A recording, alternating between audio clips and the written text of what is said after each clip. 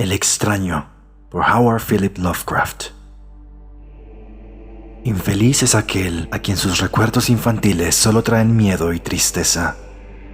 Desgraciado aquel que vuelve la mirada hacia horas solitarias en vastos y lúgubres recintos de cortinados marrones y alucinantes hileras de antiguos volúmenes, o hacia pavorosas vigilias a la sombra de árboles descomunales y grotescos, cargados de enredaderas que agitan silenciosamente en las alturas sus ramas retorcidas.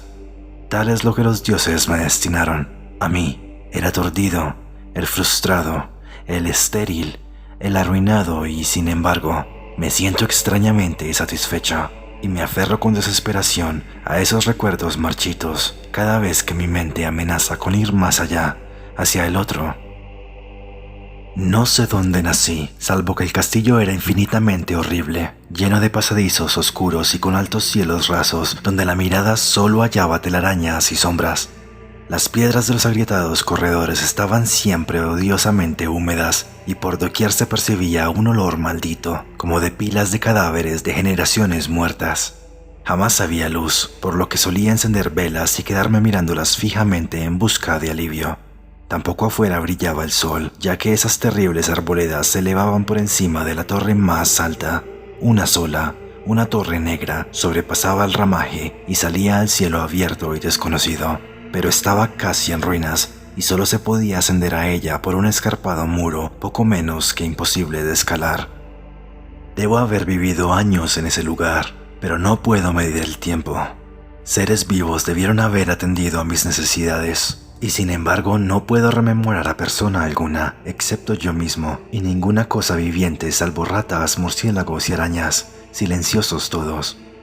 Supongo que, quienquiera que me haya cuidado, debió haber sido asombrosamente viejo, puesto que mi primera representación mental de una persona viva fue la de algo semejante a mí, pero retorcido, marchito y deteriorado, como el castillo.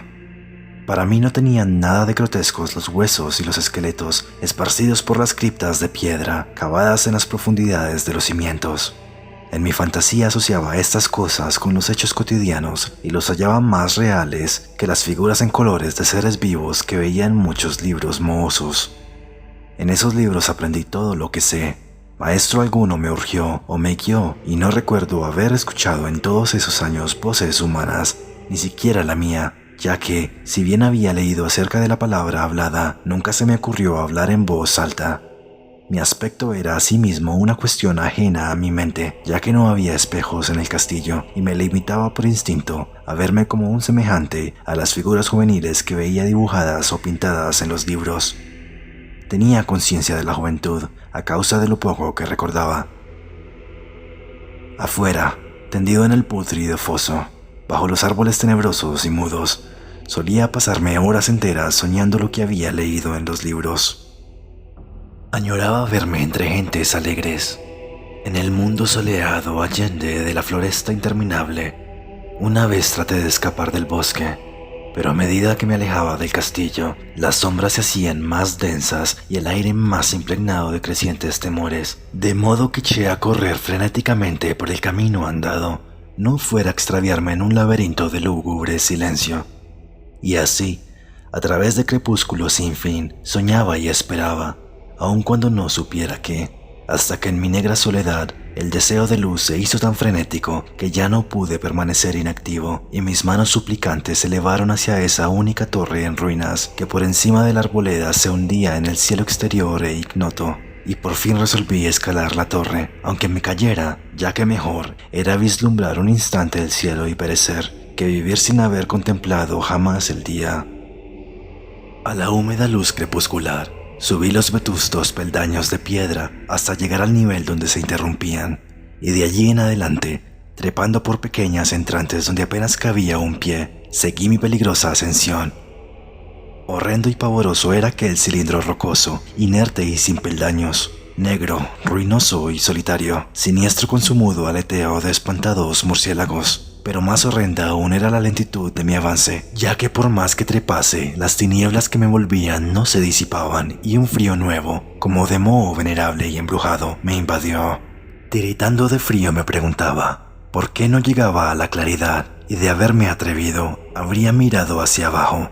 Antojóseme que la noche había caído de pronto sobre mí, y en vano tanteé con la mano libre en busca del antepecho de alguna ventana por la cual espiar hacia afuera y arriba, y calcular a qué altura me encontraba. De pronto, al cabo de una interminable y espantosa ascensión a ciegas, por aquel precipicio cóncavo y desesperado, sentí que la cabeza tocaba algo sólido. Supe entonces que debía haber ganado la terraza o cuando menos alguna clase de piso.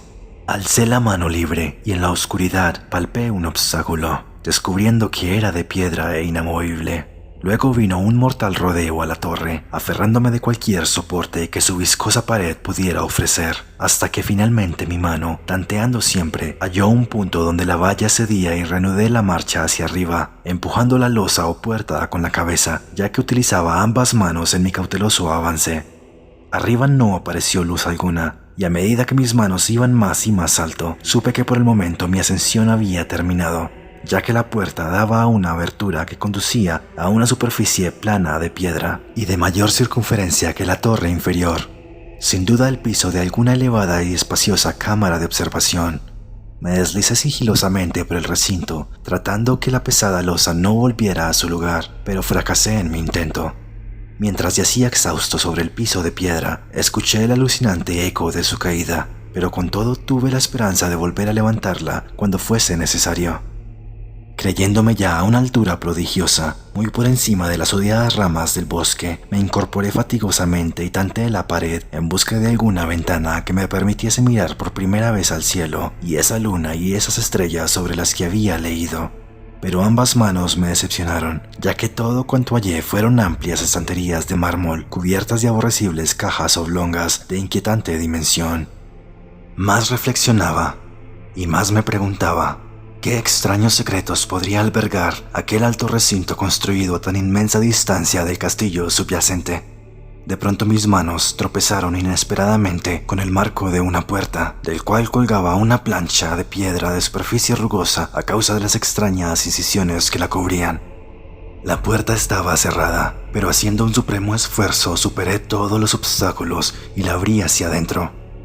Hecho esto, invadióme el éxtasis más puro jamás conocido. A través de una ornamentada verja de hierro y en el extremo de una corta escalinata de piedra que ascendía desde la puerta recién descubierta, brillando plácidamente en todo su esplendor, estaba la luna llena, a la que nunca había visto antes, salvo en sueños y en vagas visiones que no me atrevía a llamar recuerdos. Seguro ahora de que había alcanzado la cima del castillo, subí rápidamente los pocos peldaños que me separaban de la verja. Pero en eso una nube tapó la luna haciéndome tropezar, y en la oscuridad tuve que avanzar con mayor lentitud.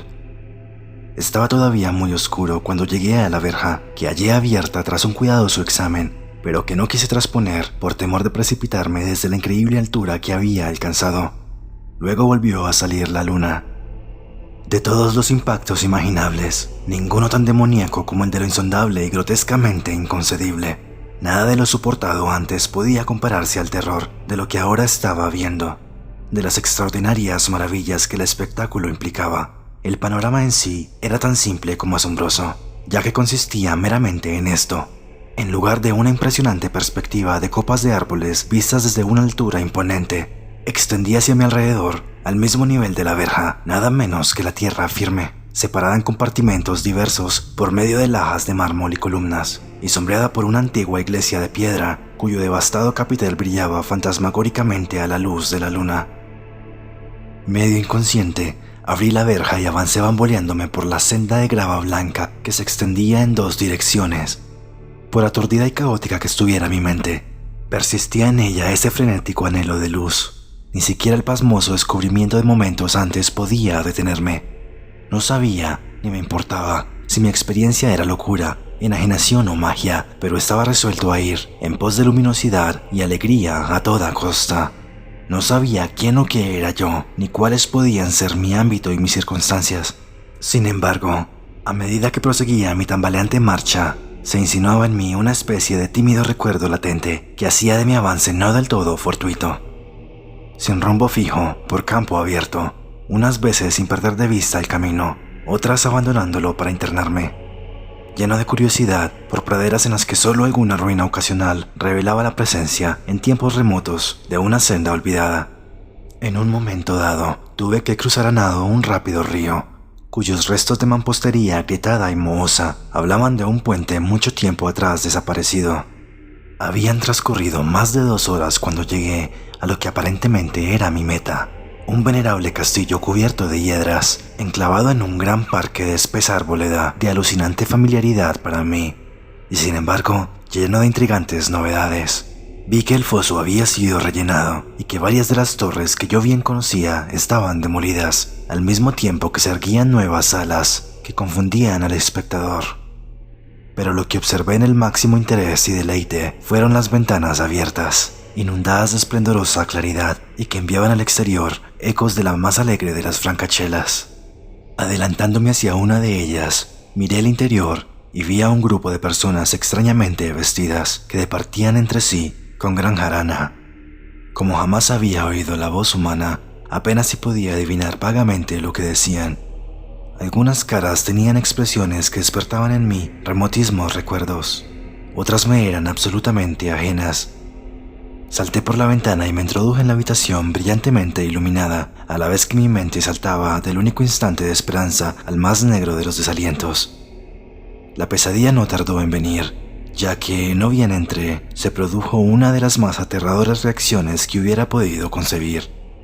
No había terminado de cruzar el umbral cuando cundió entre todos los presentes un inesperado y súbito pavor de horrible intensidad que distorsionaba los rostros y arrancaba de todas las gargantas los chillidos más espantosos. El desbande fue general y en medio del griterío y el pánico varios sufrieron desmayos, siendo arrastrados por los que huían enloquecidos. Muchos se taparon los ojos con las manos y corrían a ciegas, llevándose todo por delante, derribando los muebles y dándose contra las paredes en su desesperado intento de ganar alguna de las numerosas puertas. Solo y aturdido en el brillante recinto, escuchando los ecos cada vez más apagados de aquellos espeluznantes gritos, comencé a temblar, pensando qué podía ser aquello que me acechaba sin que yo lo viera. A primera vista el lugar parecía vacío, pero cuando me dirigí a una de las alcobas, creí detectar una presencia. Un amago de movimiento del otro lado del arco dorado que conducía hacia otra habitación, similar a la primera. A medida que me aproximaba a la arcada, comencé a percibir la presencia con más nitidez, y luego, con el primero y último sonido que jamás emití, un aullido horrendo que me repugnó casi tanto como su morbosa causa, contemplé en toda su horrible intensidad el inconcebible, indescriptible, inenarrable monstruo que, por obra de su mera aparición, había convertido una alegre reunión en una horda de delirantes fugitivos. No puedo siquiera decir aproximadamente a qué se parecía, pues era un compuesto de todo lo que es impuro, pavoroso, indeseado, anormal y detestable. Era una fantasmagórica sombra de podredumbre, decrepitud y desolación, la pútrida y viscosa imagen de lo dañino, la atroz desnudez de algo que la tierra misericordiosa debería ocultar por siempre y jamás. Dios sabe que no era de este mundo, o al menos había dejado de serlo, y sin embargo pude ver sus rasgos carcomidos, con huesos que se entreveían, una repulsiva y lejana reminiscencia de formas humanas. En sus enmohecidas y destrozadas ropas, una indecible cualidad que me estremecía más aún. Estaba casi paralizado, pero no tanto como para no hacer un débil esfuerzo hacia la salvación.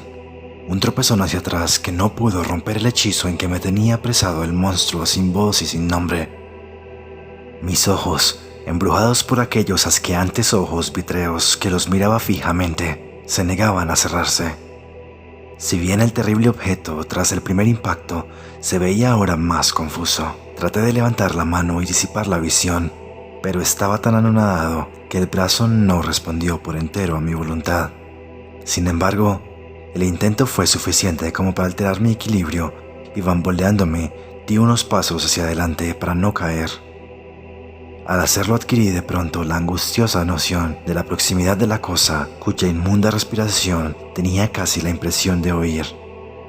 Poco menos que enloquecido, pude no obstante adelantar una mano para detener a la fétida imagen que se acercaba más y más, cuando de pronto mis dedos tocaron la extremidad putrefacta que el monstruo extendía por debajo del arco dorado. No chillé, Pero todos los satánicos vampiros que cabalgan en el viento de la noche lo hicieron por mí, a la vez que dejaron caer en mi mente una avalancha de anonadantes recuerdos. Supe en ese mismo instante todo lo ocurrido. Recordé hasta más allá del terrorífico castillo y sus árboles. Reconocí el edificio en el cual me hallaba. Reconocí lo más terrible, la impía abominación que se erguía ante mí, mirándome de soslayo mientras apartaba de los suyos mis dedos manchados. Pero en el cosmos existe el bálsamo además de la amargura, y ese bálsamo es el olvido. En el supremo horror de ese instante, olvidé lo que me había espantado, y el estallido del recuerdo se desvaneció en un caos de reiteradas imágenes. Como entre sueños, salí de aquel edificio fantasmal y execrado, y eché a correr rauda y silenciosamente a la luz de la luna. Cuando retorné al mausoleo de mármol y descendí los peldaños, encontré que no podía mover la trampa de piedra. Pero no lo lamenté, ya que había llegado a odiar el viejo castillo y sus árboles. Ahora cabalgo junto a los fantasmas burlones y cordiales al viento de la noche, y durante el día juego entre las catacumbas de Nefrika, en el recóndito y desconocido valle de Hadoth, a orillas del Nilo. Sé que la luz no es para mí, salvo la luz de la luna sobre las tumbas de roca de Neb, como tampoco es para mí la alegría, salvo las inominadas fiestas de Nitrokis bajo la gran pirámide.